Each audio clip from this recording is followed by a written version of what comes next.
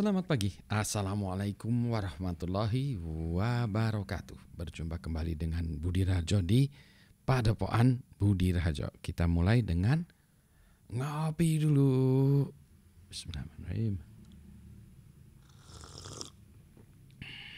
Sedap ada rasa sesuatu yang buat sedap. Ini kopi kali ini dari Glik. Kopi Gandok Gondola Lembang, kopi Lembang ya, asik nih.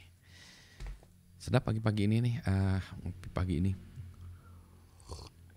kita bahas soal digital ya. Ini nanti ada berapa seri soal digital, karena rame-rame orang bahas tentang digital. Digital itu apa? Digital ini.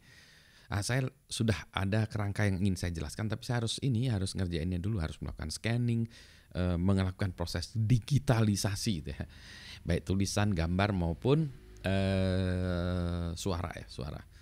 Itu nanti untuk menunjukkan supaya gampang mengerti digital versus analog itu apa gitu ya. Nah, ini tadi ya ngelihat di tempat buku itu ada apa aja. Nah, ini misalnya ada buku, ini nggak jelas ya, Digital Image Processing. Buku Digital Image Processing, Rafael Gonzalez and Paul Wins. Ini dulu saya pas belajar pas S2 ngambil kuliah image processing tuh ini. Isinya apa?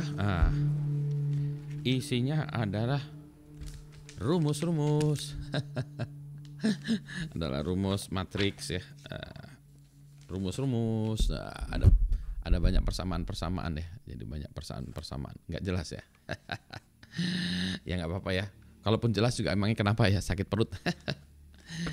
Jadi ini image processing ya. Banyak ya, jadi ilmu-ilmu ini. Nah, inilah ilmu sesungguhnya image process. Jeda. Image processing. Astagfirullah, susah banget ya. Iya, ini karena di sini berantakan dengan alat-alat gitu sehingga susah nih. Maksud saya apa? Maksud saya dengan ini tuh sebetulnya orang kadang orang hanya menggunakan tools segala macam ya, atau library, OpenCV segala macam, tapi tidak memahami teorinya. Ini ada teorinya, ada macam-macam ya. Pokoknya macam-macam lah rumusnya. Dulu pusing juga ya, transformasi segala macam ya, buat filter segala macam kayak gini, image processing. Itu digital image processing. Emangnya ada ya analog image processing? Ada kali, ada. Misalnya ini ngafdruk foto ya. Dulu dari film ya, kita cetak fotonya tuh ngafdruk foto. Nah, itu adalah analog image processing. Fotonya digelapin ya, tergantung dari lamanya proses segala macam. Itu analog image processing. Jadi sekarang bisa dilakukan image processing secara digital. Di crop ya, dipotong, terus dibuat pinggirnya vignette ya, dan seterusnya. Digital Indonesia. Digital Indonesia. Secara digital kayak apa sih? Ini buku yang dibuat oleh seri dari The College of Asia and Pacific dari Australian National University, ANU ya. ANU itu menerbitkan buku kayak gini ya.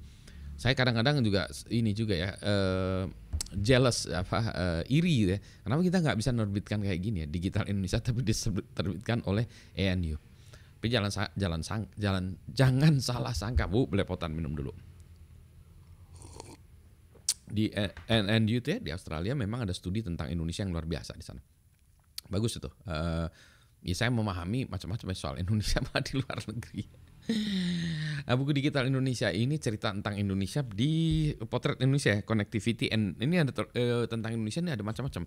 Ini tentang connectivity and divergence. Ini Digital Indonesia. Nanti ada tentang ekonomi Indonesia segala macam buku. Ini mereka melakukan penelitian itu ya. Nah, saya ikut kontribusi juga di dalam buku ini. Nah, kita lihat kan table of content-nya ya.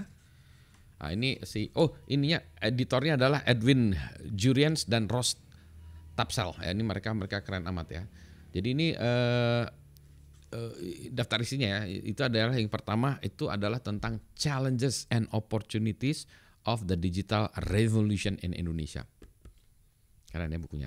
Ini bukunya tahun tadi lupa 2017 yang mana sekarang 2024. Baru 2024 berarti 6-7 tahun yang lalu. Terus ada section part pertama, connectivity. Nah, ini cerita tentang ini. An insider's view of governance under Jokowi. Political promise or technocratic vision. Nah, ini ada tentang itu ya. Terus tentang mobile phones, advertising advertising, consumerism and class itu di sini. Ada lagi the political economy of digital media. Nah, ini ya. Ini Rostapsel. Dia cerita tentang the political economy of digital media. Penguasaan media digital di Indonesia itu konglomerasinya itu turun ya jumlahnya. Media di Indonesia itu yang pemiliknya. Saya lupa ya. Merlina Lim juga membuat tulisan yang ini juga sejalan dengan itu tuh. Saya lupa ya, konglomerasi di Indonesia itu yang menguasai media tuh tadinya dari lupa ya 12 turun jadi 11 atau 10 atau 8 gitu ya. Jadi itu bahwa jadi dunia media itu dikuasai oleh sedikit atau segelintir orang di Indonesia. Mulai dari media yang konvensional itu yang apa maksudnya surat kabar, radio segala macam sampai ke yang digitalnya. Makanya mereka juga menguasai digitalnya gitu ya. Jadi jangan salah sangka, media itu juga ada pemiliknya. For better or for worse, bisa jadi itu bagus, bisa jadi juga ya, bukan berarti selalu harus jelek ya. Terus tentang divergence ini ada tentang narrowing the digital divide ini oleh Pak Ono Purbo. Nah, ini kawan saya Pak Ono Purbo. Terus ada laws, crackdowns and control mechanism, digital platforms and the state ini oleh Mas Usman Hamid. Dia tentang ini. Soalnya media ini dikuasai oleh pemerintah tidak gitu. Nah, ini dia bahas itu juga. Nah, saya cerita the state of cyber security in Indonesia. Jadi saya cerita tentang cyber security di Indonesia. Dari dulu saya ceritain tentang itu, bidang saya cyber security. Jadi memang saya ceritanya tentang cyber security. Ini tahun 2017 ya. Saya harus buat lagi the state of cyber security in Indonesia tahun 2023 yang kemarin ya. Nanti dan outlook ke 2024. Tentang identity, digital activism in the contemporary Indonesia, victims, volunteers, and voices. Oh, ini keren amat ya. Terus social media and Islamic perspective, Indonesia ways of being digitally pious. Nah, ini tentang medsos ya, tentang Islamic practice di dalam medsos coba ya. Terus online extremism, the advent of encrypted private chat group. Jadi orang-orang di Indonesia juga keren ya. Menggunakan private chat group untuk melakukan ekstremisme. Ada nih dulu ya. Jadi ini bukan sesuatu hal yang tidak ada. Ini ada yang meneliti gitu ya. Knowledge, digitalizing knowledge, education, libraries and archives tuh. Ya, jadi gitu. Terus ada lagi digital art. Nah, digital art ya. Hacktivism and social engagement. Digital art di Indonesia juga udah ada. Commerce. Ini Bu Mari Pangestu dan Grace Devi cerita tentang Indonesia and the digital economy, creative destruction, opportunities and challenges. Kemudian ada recent history of the Indonesian e-commerce industry, an insider's account. Terus ada lagi the Gojek effect. Ya, jadi ini cerita tentang ya seolah-olah ya peta Indonesia, digital Indonesia di tahun 2017. Harusnya ada tahun 2018, 2019. Udah lama nih, udah 6 tahun, udah lewat dari 5 tahun, harusnya kita buat lagi ya digital Indonesia. Maybe we should do it in Indonesia ya. Kenapa kita tidak membuatnya di Indonesia? Jadi ya ini mungkin video ini bisa juga men-trigger teman-teman untuk melakukan ya.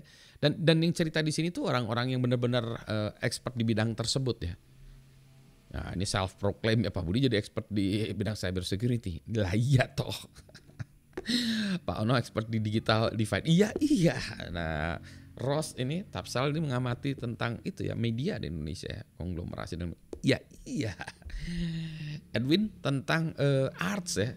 Iya gitu. Nah, Indonesia emang nggak ada ya yang jago-jagoan. Ada juga lah ya. Marilah ya kita buat, dimotorin oleh Pak Budi. Kalau nerbitin bukunya mah gampang ya. Tinggal sekarang yang nulisnya itu ya, orang-orang yang nulisnya yang mencurahkan dari otak ini menjadi tulisan itu, nah yang itu yang susah memang. Kalau saya susahnya benar lah waktunya susah gitu. Oke lah ya, saya ngabisin kopi saya dulu ya. bacaannya bahasannya agak berat sedikit ya. Tapi ini untuk kan digital Indonesia gitu ya. Anyway, begitu. Selamat pagi. Assalamualaikum warahmatullahi wabarakatuh. Ngabisin kopi dulu. Gelasnya agak aneh nih. Ini gelasnya dari teh kali ini. Gelas dari teh, minumnya kopi. Boleh dong. Wadah dan isi berbeda. Sekarang. Yang penting sehat ya. Penting sehat untuk membangun Indonesia. Assalamualaikum.